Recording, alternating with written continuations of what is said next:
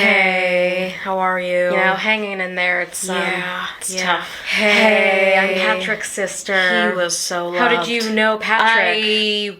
I was his lover. Patrick's fiance is right over Hey. there. So you're Patrick's fiance, and I'm sorry. I'm an actor. I was studying grief, and I saw this wake was happening, and I thought this would be a good way for me to get in character. I'm so sorry. I'm sorry. Your teacher Diane Richardson? Yes. She's a dream. I'm also Get an out of actor. town. I came here for the same reason. Oh my god, do you know how disrespectful this is? I can't believe Team Diane. I'm an actor too. That was good. How dare was you? Good. A man is dead, and you're using this as an opportunity for yourselves? Get out. How was that? Are you an actor? Yeah. Hello, Stop. Leo. No. Does anyone actually know this guy? I don't think so. Tough break. I don't think your best self from therapy comes until years later. Yeah. You basically just vomit everything that you've dealt with, like anything from your childhood or like relationships. You're just like leaving that all on the table in therapy. I always think of it as like a necklace chain and like a jewelry box. And then you go to take one out and then all of a sudden you realize that they're all tangled together. And you're like, oh geez, this is going to take forever. You want to just shake it and like rip at it to get it out faster. But like what you really have to do is pull it like piece by piece, taking out necklaces one by one until all of the tangles are eventually like gone. And that's like what you're doing in therapy. You're pulling little pieces and trying to like figure it out there. I don't think you fully get everything figured out until much later on. Hey Ezekiel, sorry to bother you, but your ghostly moans are permeating the walls, and like I know haunting's really important to you, but it's kind of a lot like right now. What are you even doing? I mean, like nothing. I was daydreaming for the 300th time today. You know, ghost, there's not much else I can do, but you know, sometimes you're in the middle of like a really good daydream and your wailing just takes me right out of it. If you were a proper ghost, you would be wailing too. You would be showing up in photos, knocking over glassware. I don't really understand the appeal of like wreaking havoc to disturb people. You know, it's not my thing. You do you. But also, if you show up in someone's photo, it's like, whoa, where did this 18th century guy come from? If I show up in someone's photo, it's like, hey, some asshole photobombed us. I think you need to work more on your ghostly presence. I think that this is very embarrassing for you, and you're doing a really bad job. No, I feel bad about myself, Ezekiel. Okay, well, I'm gonna go back to wailing now, so. Shared living space, Ezekiel. Ugh. Hi there. I got a phone call earlier about an upcoming appointment I have with Dr. Smith. Okay, when is your appointment? I think it was September 2nd at, actually, I'm not even sure the time. I think it was 3. Honestly, I'm gonna, let me just pull up the email. Wow, you're really bad at phone calls. The moment that this interaction is done, I'm gonna tell everyone I know how bad you are at making phone calls. The moment I hang up this call, I'm gonna turn to my coworkers and I'm gonna tell them how dog shit you are at social interactions. You're a dumb little idiot. I don't know how you made it this far in life. You make me sick. Just talking to you makes me want to hurl myself off a building. Your bloodline should end with you, you dumb little loser who probably has no friends and everyone hates you. If your mom had the opportunity to go back in time to either stop 9/11 or not have you, she would personally fistfight all of your dad's swimmers. Quick, everyone boo them. Everyone boo this person on the phone who's bad at phone calls. Boo, terrible phone calls. Boo, boo, boo, boo. Tomato. That was the worst phone call I ever heard. It sucks so bad. You're so bad at this and everyone knows it. Austin Butler was very good in The Bike Riders. Everyone was actually very good in The Bike Riders. Everyone did a really fantastic job. I feel like this was a good way for me to not associate Austin Butler with Elvis, because every time I see Austin Butler, I do think of Elvis, and it makes me giggle a little bit. He didn't do an Elvis impression the whole time? No. Hey, it's me. Austin Butler. Like when I saw Dune 2, like he was great in Dune, almost unrecognizable in Dune, but he was still Elvis. But I was like, yeah, he was like, hey, little mama, get on this sandworm with me, little mama. Yo, I can be your Muad'Dib. You can be my Lisa Al-Gabe. Look at those blue eyes. Hoo. I see Harkonnens coming. I'll give him a bit of that chop. Chop. Whoa. You like that spice, mama? Baby, don't leave me. It's like a gum jabbar at my heart. I got a big sandworm in my still suit. Is that a sandworm in your still suit? Or you just happy to see me? Little mama.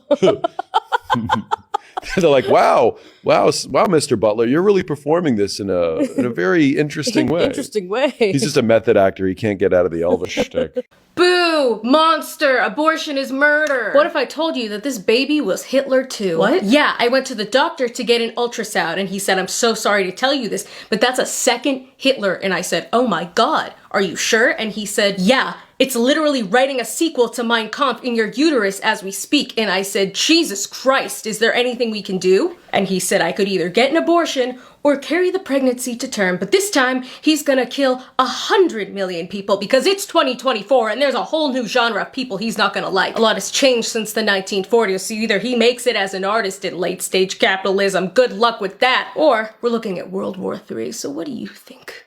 You think I'm still the monster? Well, I... Wait a second. Do you want baby Hitler to be born? You sick son of a bitch, you agent of chaos! You want this to happen again, don't you? What? No. You need to look deep inside yourself and ask what's really going on in here if you don't even bat an eye at 100 million people dead. Okay. Yeah, no, I was joking. What? Yeah, I'm joking. I'm not even pregnant. I have a fucking yeast infection, you lunatic. Now, if you'll excuse me, I need to get inside to get some medicine because it's like a fucking easy bake oven downstairs, okay? In the hotel lounge sat Ben. He didn't even notice the person sitting across from him. Hey there, Ben! Oh my, you startled me. Who are you? I'm the Pillsbury Doughboy, Ben! I'm with the Pillsbury Doughboy. Be here.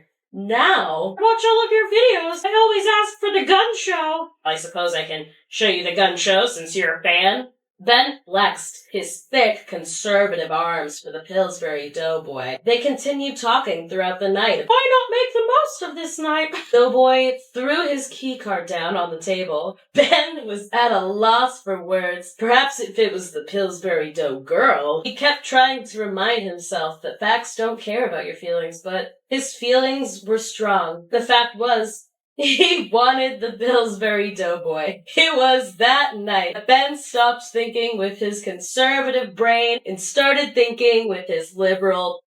You got the goods. Show 'em. Looks good to me. All right, well, for payment, we've decided to switch things up a bit since paper money's so inconvenient these days. We got a secure POS system for you to use to complete this transaction. Oh, okay. All right, you can just insert your card in. Okay, let me just...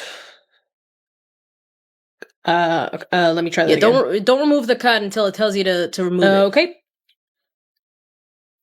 No, I think the chip reader Chip reader is isn't broken. working. Okay, so you can either swipe or you can tap. All right, and then you're just gonna want to enter your PIN. Okay, and it'll ask you to approve the transaction. Just say yes. And would you like a receipt? Sure. Email or paper? Paper. All right, and it's just gonna ask you if you want to leave it. Do you want me to tip you? I mean, yeah, no pressure. It's not required. Okay. And do you want to make a donation to a children's hospital today? Fine. Great. It's been a pleasure doing business with you. Have a good one. Hi, folks. What can I get started for you today? Oh, well. Look what the Roomba dragged in. Didn't you see the sign outside? We don't serve clankers here. Can't you read? What are you two called? Nuts and bolts? We only serve human food here, wirebacks. We don't have none of your oil or microchips or whatever it is you rust buckets eat. Sorry, we're fresh out of AAA batteries, tin skin, so why don't you get lost? You heard him. So unless you can talk some sense into our broken waffle maker, we're gonna have to ask you to leave. You wouldn't want me to get the spray bottle, or maybe you'd like a nice helping of malware, huh? Would you like that? Go on, get it! Get back to Dataville where you belong! Yeah, you tell him, Maureen. All right. Serves him right. All right, show's over, people. I showed those walking USBs a thing or two. You sure did, honey. All right. Honey, when you said you were bringing home someone for us to meet, I thought it would be like a person. Wow. Well, I'm sorry I can't do anything right, Dad. We just want you to be happy with a real person. This is real. It's real to me. I mean, what even is real? Is real what you two have? Because in that case, I don't want it. Whoa. Your father That and is I. out of line. You know what we'll never have to deal with? Having a conversation about how you used to date his brother. Or confronting him about his brony alter ego. That was years ago. Yeah, and your mom let me keep Twilight Sparkle. We don't have those arguments, okay? I don't have to worry about whether or not he would be happier sleeping with my brother, or if he's fantasizing about a horse, okay? Happiness comes in all forms, and this is mine. You know what? You're right. Sorry, honey. We respect your choices. Maybe I'll get your brother on a body Maybe pillow. I'll get Twilight Sparkle.